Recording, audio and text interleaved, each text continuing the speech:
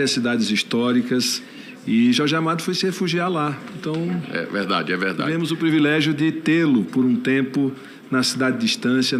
Mas, em compensação, o General Augusto foi morar na Bahia.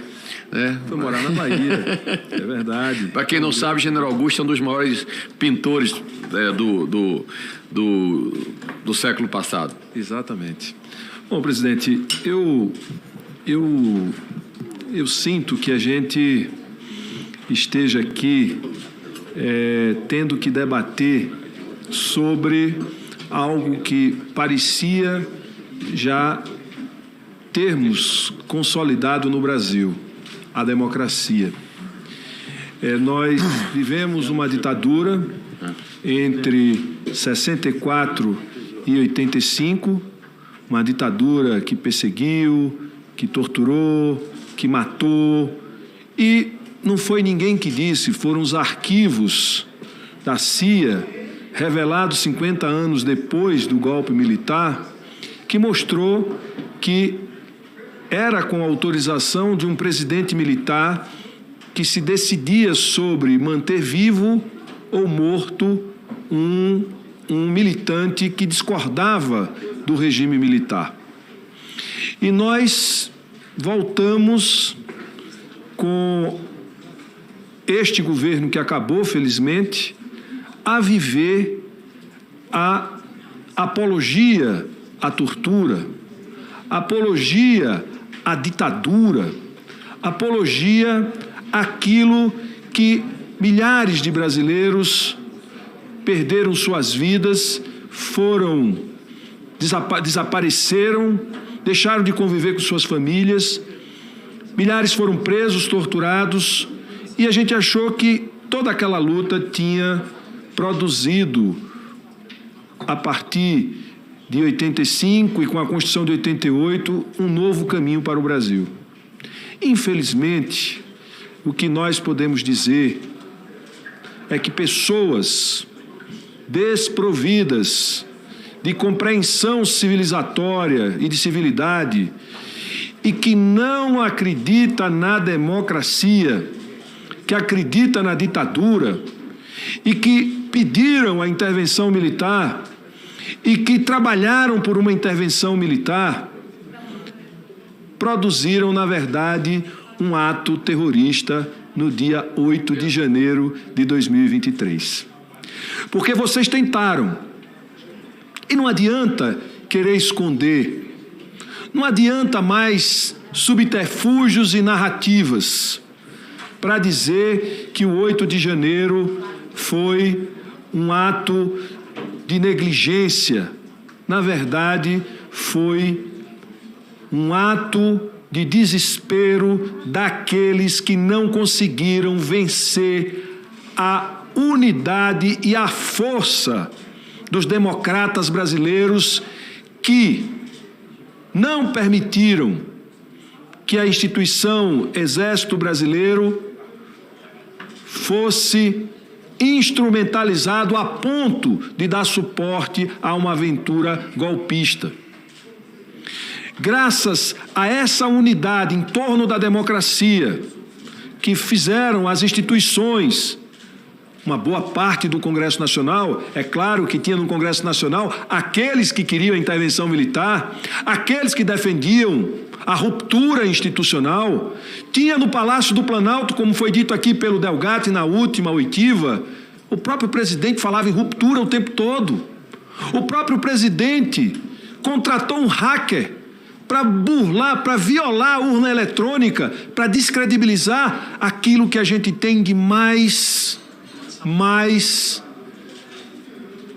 respeitado no mundo, que é o nosso processo de votação. A gente acaba uma eleição 5 horas da tarde, 10 horas da noite, a gente sabe quem é o presidente da República. Olha a nossa comparação com os Estados Unidos. E veja a evolução com digital. É biometria que as nossas urnas têm. E o presidente contrata um hacker para violar as urnas. Então, além de tudo isso, e toda essa desconstrução ou tentativa de desconstrução da democracia, de instigar a sociedade contra a democracia, passar a ideia de que existe algum regime melhor do que aquele em que coletivamente a gente define os rumos do país. Eles achavam que deviam se manter no poder e, para se manter no poder, tinham até que questionar o resultado das eleições e, para isso, precisava bular as urnas. Mas, no meio do caminho, a gente descobre, como foi na pandemia, que eles negaram a vacina, criaram o efeito Bolsonaro, porque o efeito manada na saúde pública é o efeito em que você consegue fazer várias pessoas, quando várias pessoas se vacinam, a gente acaba tendo uma imunidade coletiva, mas pela vacina. Eles propuseram o efeito rebanho, expondo as pessoas à doença, e defenderam isso, e 700 mil brasileiros morreram. Eles também instigaram, mobilizaram tanque de guerra, mobilizaram eventos para mostrar força, para intimidar, para criar a ilusão de que nós, democratas, não resistiríamos à sanha golpista, autoritária desse bolsonarismo radical, terraplanista, fascista, que tomou conta do executivo brasileiro e que tomou conta, infelizmente, eu digo infelizmente, porque eu sempre achei que o Exército, depois de 88, tinha um papel de destaque na nossa sociedade e que estava subordinado, todos os seus dirigentes subordinados à Constituição, para garantir a segurança do povo e da sociedade, mas não como instrumento para tirar da sociedade o poder de decidir sobre os seus rumos. E aí inventaram a história do poder moderador, do Exército, das Forças Armadas. Mas o que me entristece é ver que, além do presidente, de um grupo de apoiadores, parte podre das Forças Armadas, não só urdiram junto um processo de ruptura democrática que, frustrado, virou um ato terrorista. Então, nada de condolência, nem de amenizar a condição daqueles que aterrorizaram o Brasil no dia 8 de janeiro, que foi um ato terrorista, que o senhor estava lá e participou. Aquilo é um ato terrorista. Aquilo não é um ato de manifestação política, aquilo é um ato contra instituições, contra símbolos nacionais. Aquilo se parece com o avião que se chocou com o World Trade Center nos Estados Unidos. Um ato terrorista que vossas senhorias praticaram. E não bastasse tudo isso, o buraco da rachadinha, a veia da rachadinha.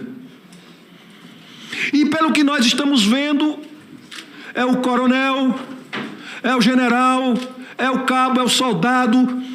Eu não estou aqui citando um nome específico, mas é uma trupe inteira envolvida na lavagem de dinheiro, que é o que nós estamos, neste momento, identificando como um viés.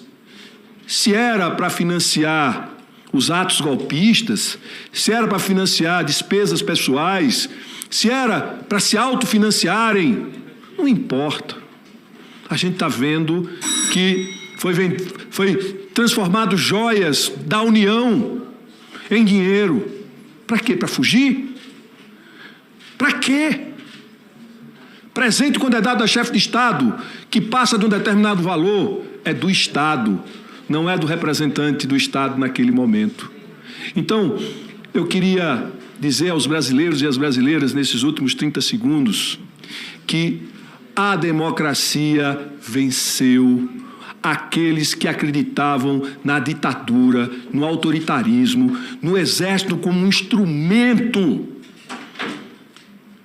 de morte contra o povo brasileiro e contra a democracia e contra a sociedade brasileira.